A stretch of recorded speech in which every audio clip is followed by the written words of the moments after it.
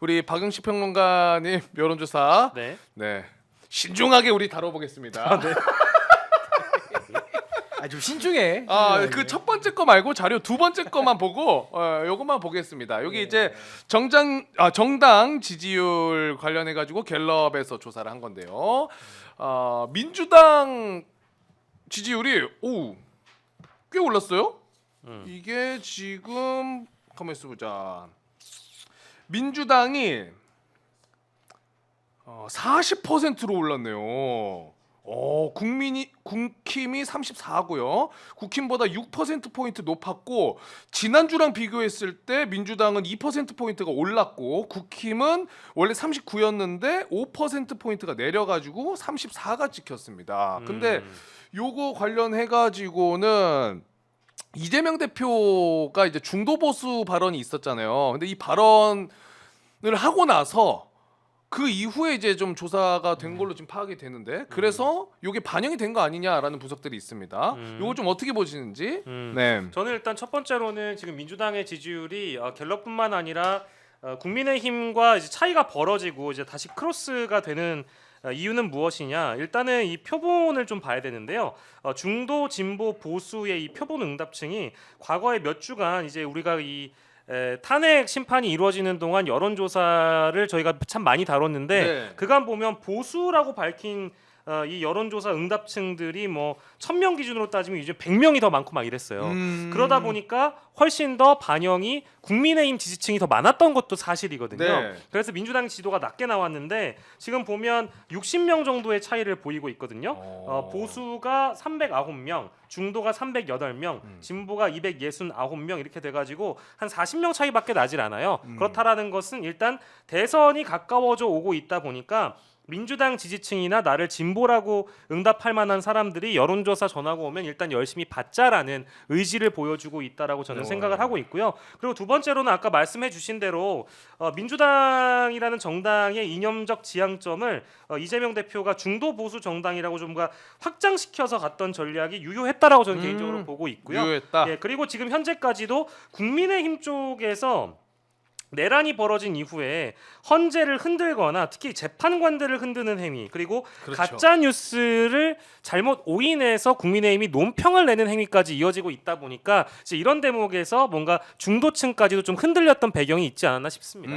네. 실제로 그 중도층 민주당 지지도가 42, 국힘이 22가 나왔다고 합니다. 네. 우리 신규 변호사께서는 저는 이제 그 동안에 사실 네. 조기 대선에 뭐 사실상 대선 주자를 이제 선언한 이준석 의원 같은 사람도 있었고 홍준표 시장 같은 분도 뭐 출마를 계속 얘기를 했고요.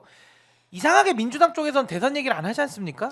근데 국민의힘 쪽이나 범보수라고 불려지는 사람들은 지속적으로 대선 프레임으로 갔거든요. 네. 그러니까 이게 뭐냐면 샴페인을 일찍 터트린 거예요. 그러니까 소위 말해서 민주당은 내란 진압을 위해서 애를 쓰고 있는데 내란 진압에는 1도 관심이 없는 범보수 쪽에서는 계속 본인들 샴페인만 터트리면서 했거든요. 그러니까 잠시 붙는 것처럼 바이어스가 껴서 보였으나 앞으로 저 추세는 더 강화될 겁니다. 강화될 것이다. 이게요. 지금 이제 저게 시작인 게 이번 주 5% 빠졌잖아요. 네. 좀 더 빠질 겁니다. 왜냐하면 앞으로 이제 딱 파면이 선언되잖아요. 2주 뒤에. 네. 그러면 바로 대선 모드로 바로 전환됩니다. 국힘에서는 바로 전환됩니다. 국힘뿐만 아니라 민주당도. 그렇죠. 이제 그건 모두가 대선 앞으로 가는 거예요. 그럼 그렇죠. 그때부터는 지금까지는 민주당은 대선에 디귿도 얘기 안 했는데 국힘 쪽에서만 얘기해가지고 저런 결과들이 나왔다가 이제는 벌어지잖아요. 벌어지면서 민주당도 대선 얘기를 하면 이제 더 벌어질 겁니다. 그래서 이제는 바야흐로 대선의 시절이 열릴 것이다. 열리면 열릴수록 저는 국민의힘에 대한 평가는 냉정하게 이 내란과 관련된 입장을 어떻게 갖고 가는지를 국민들이 또 한 번 평가를 할 겁니다.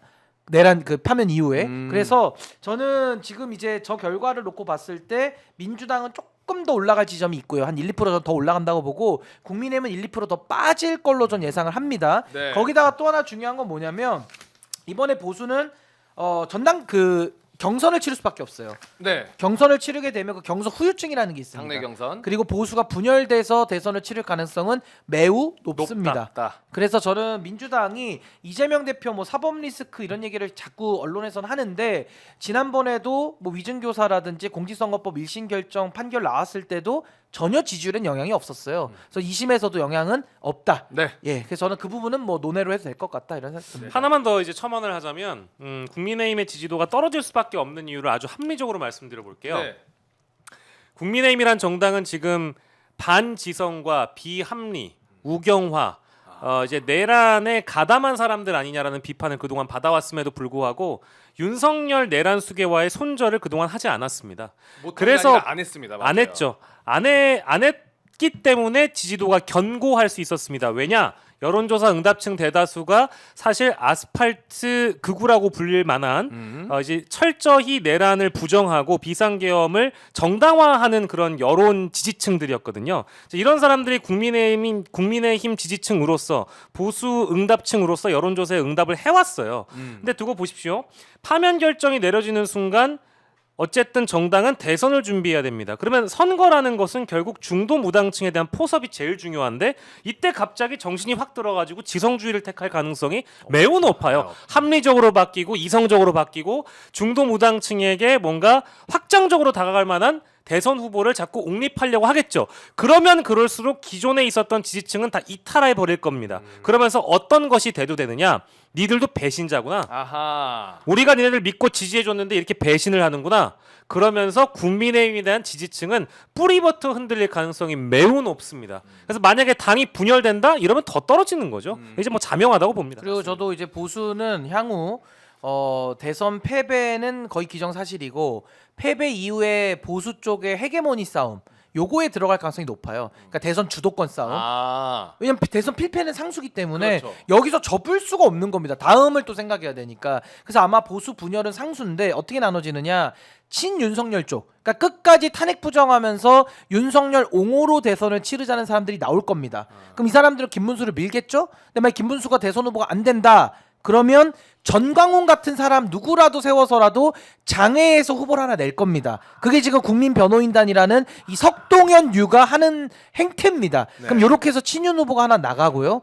그다음에 이 당에서 만약에 김문수가 되면 그건 말할 것도 없는 거고 만약에 이 당에서 오세훈이나 한동훈 유가 만약에 된다고 하면 장외 보수들은 이제 지지를 못 하는 거고 이준석 의원도 또 한 그룹을 형성을 해서 한 2, 3%라도 가져갈 거거든요. 그런 식으로 대선을 쪼개져서 치를 거기 때문에 전 보수 분열은 이번에는 상수다 이렇게 생각합니다. 상수다. 네, 알겠습니다.